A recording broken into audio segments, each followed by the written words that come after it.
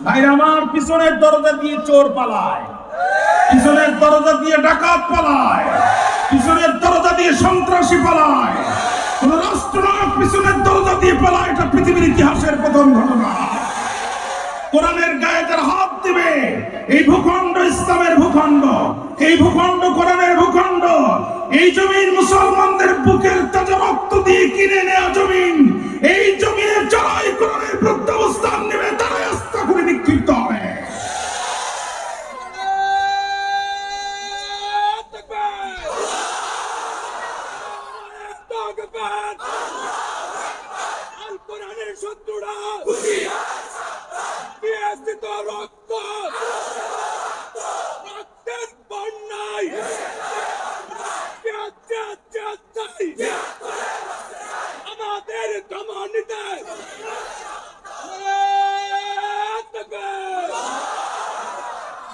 পালানোর সময় বলতেছে আমার 2টা শাড়ি নেওয়ার দরকার ছিল। কয় ম্যাডাম হাতে সময় নাই। কয় তাহলে একটু জাতির উদ্দেশ্যে বক্তব্য দিব। কয় সে ক্যামেরাম্যান পালাইছে বহুত আগে। কয় তাহলে একটু বাবার কবরটা জিয়ারত করতে দাও। কই চিন্তা করেন না, ওখানে গেলে আপনারই শুয়ে পড়া লাগবে না। কয় তাহলে এখন কি করবো বলে দাও। লোকজন বলছে পিছনের দরজা খোলা আছে, বেরিয়ে যাও, যাদের দালালি করেছো তাদের দেশে চলে যাও।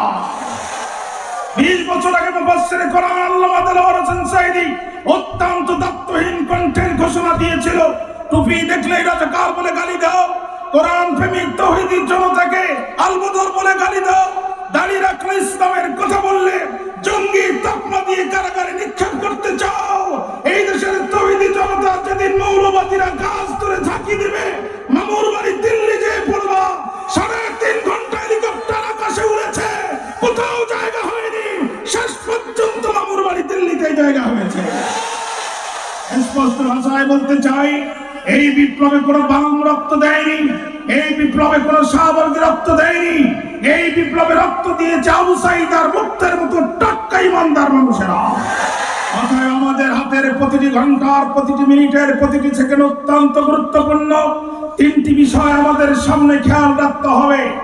দাড়ি বড়, দাড়ি ছোট, টুপিওয়ালা, টুপি ছাড়া, পাগড়িওয়ালা, পাগড়ি ছাড়া, উঁচু টুপি, নিচু টুপি, শক্ত টুপি, কলিওয়ালা, কলি ছাড়া বুঝি না। সব আলেমদেরকে এক মঞ্চে উঠতে হবে, সব আলেমদেরকে এক ছাতার নিচে আসতে হবে। আজকের এই দুঃদিনে যে আলেমরা এক হবে না, তারা জাতীয় গাদ্দার মুনাফিক হিসাবে বিবেচিত হবে।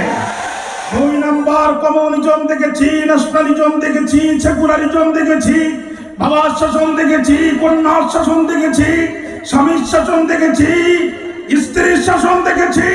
শুধু একটি বার 1500 বছর পূর্বে হেরা গুহায় নাজিল হওয়া আল্লাহর কোরআনের শাসন ব্যবস্থার মাধ্যমে খলিফা ওমরের শাসন ব্যবস্থায় বাংলার ভূখণ্ডে আমরা দেখতে চাই। হযরত আবু বকরের শাসন ব্যবস্থায় বাংলার ভূখণ্ডে দেখতে চাই। আল্লাহর কোরআনের শাসন ব্যবস্থা এই বাংলার ভূখণ্ডে দেখার জন্য নিজেদের জীবনের সর্বোচ্চ ত্যাগ আর কুরবানি করতে কারা কারা প্রস্তুত আছেন? দুহাত তুলে আল্লাহ।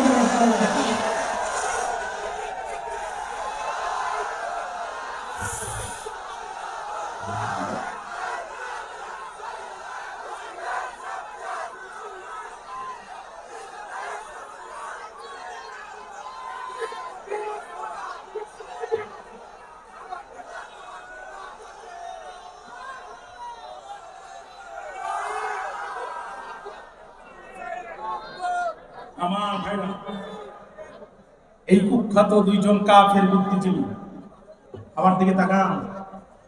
আমার হাতে সময় কম, আমাকে কথা বলার সুযোগ দেন। এই 2জন কুখ্যাত কাফের বুদ্ধিজীবী মদিনার ইহুদিদের কাছে গিয়ে বলছে আমাদেরকে বাঁচাও। কয় কেন, কি হয়েছে তোমাদের? কয় আমাদের ঘরের সন্তান মুহাম্মদ নবী দাবি করছে, আর আমাদের ঘরের ছেলেগুলো খায় আমাদের ঘরে আর আন্দোলন করে মুহাম্মদের পক্ষে। এইভাবে যদি চলতে থাকে, আগামী দিনে নেতৃত্ব কর্তৃত্ব কিছুই আমাদের হাতে থাকবে না, সব মুহাম্মদ আর তার উত্তরসূরিদের হাতে চলে যাবে। অতএব আমাদেরকে বাঁচাও। মদিনার ইহুদিরা বলছে, সত্যি যদি সে আল্লাহর নবী হয় তাহলে আমাদের কিছুই করার নাই, তবে আমরা তোমাদেরকে 3টা ট্যাবলেট দিতে চাই। এই তিনটা ট্যাবলেট তার উপরে প্রয়োগ করে দেখো সে আসলে আল্লাহ নবী কিনা। তাকে তিনটা প্রশ্ন করো। 1 নাম্বার প্রশ্ন, রূহ কি এবং তার তাৎপর্য কি। 2 নাম্বার প্রশ্ন, সেই বিস্ময়কর যুবক কারা যাদের ঘটনা অত্যন্ত বিস্ময়কর। 3 নাম্বার, সেই মহান ব্যক্তিকে যিনি পৃথিবীর পূর্ব থেকে পশ্চিম পর্যন্ত পরিভ্রমণ করেছেন। তারা এসে রসুলকে প্রশ্ন করলেন। আল্লাহ রসুল বললেন, তোমাদের প্রশ্নের জবাব আগামীকাল দিব। ঘটনাবশত তিনি ইনশাআল্লাহ বলতে ভুলে গিয়েছিলেন। উলুমুল কোরআনের ভিত্তির কিতাব কোনটা? কিতাব 2টা। 1 নাম্বার আল বুরহান ফি উলুমিল কোরআন লি ইমাম সারকাশি। 2 নাম্বার আল ইতকান ফি উলুমিল কোরআন লি হাফিজ জালালউদ্দিন সুয়ুতি। আল ইতকান ফি উলুমিল কোরআনের মধ্যে হাফিজ জালালউদ্দিন সুয়ুতি বলেন, আল্লাহ রাসূল ইনশাআল্লাহ বলতে ভুলে যাওয়ার কারণে একটানা 15 দিন রাসূলের উপরে ওহী নাজিল হওয়া বন্ধ ছিল।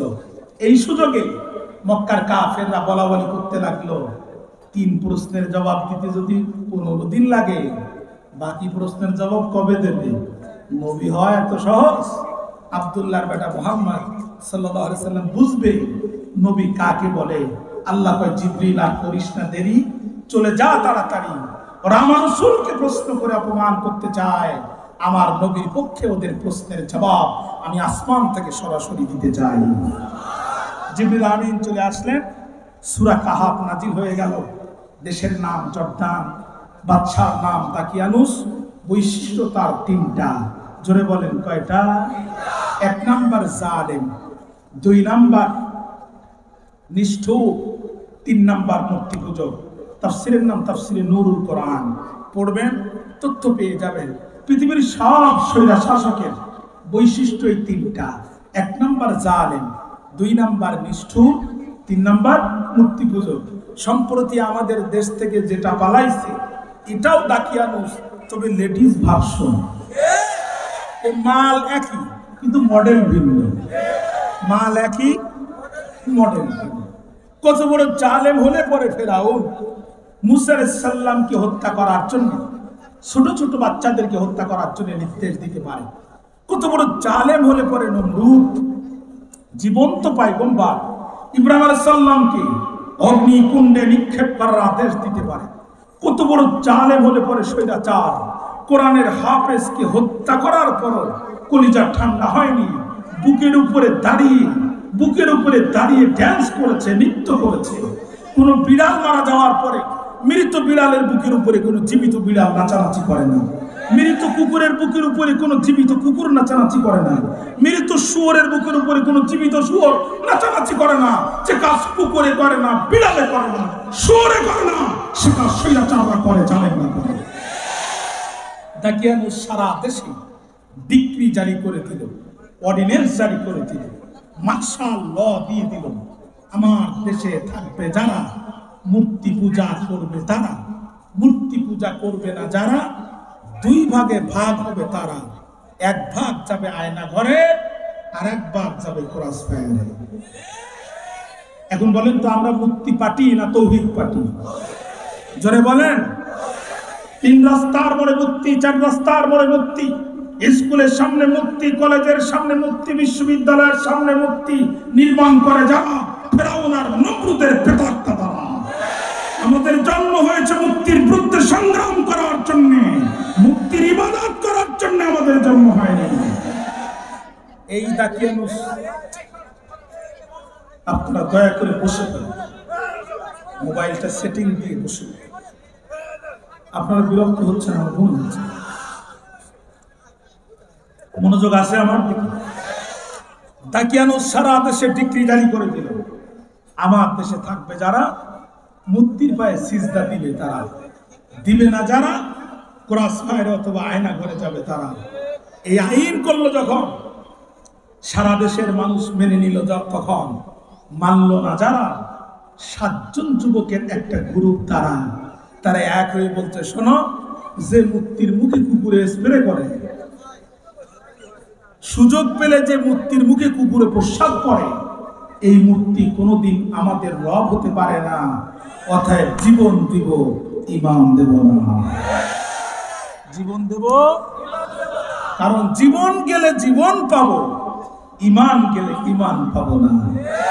বলতে পারেন হুজুর জীবন গেলে কেমনে জীবন পাবো? কিয়ামতের দিন আল্লাহ তাআলা আমাদেরকে পুনরুজ্জীবিত করবেন, কিন্তু যদি ইমান হারা হয়ে মারা যান, কিয়ামতের দিন নতুন করে ইমান আনার কোনো সুযোগ নাই। অতএব জান বাঁচানো ফরজ নয়, ইমান বাঁচানো ফরজ। জান বাঁচানোর জন্য জীবনকে কুরবানি করে দেওয়া ফরজ। 7 যুবক এক জায়গায় হয়ে গেল। আল্লাহ কয়, নবী, ওরা বিস্ময়কর যুবকদের ঘটনা আপনার কাছে শুনতে চায়। এখন আমি সেই যুবকদের ঘটনা আমি আল্লাহ তাআলা আপনাকে বর্ণনা করে শোনাচ্ছি। কথা কি এই পর্যন্ত বুঝতে আপনাদের কোনো কষ্ট হয়েছে? তাহলে চলেন সামনে আগাই। আল্লাহ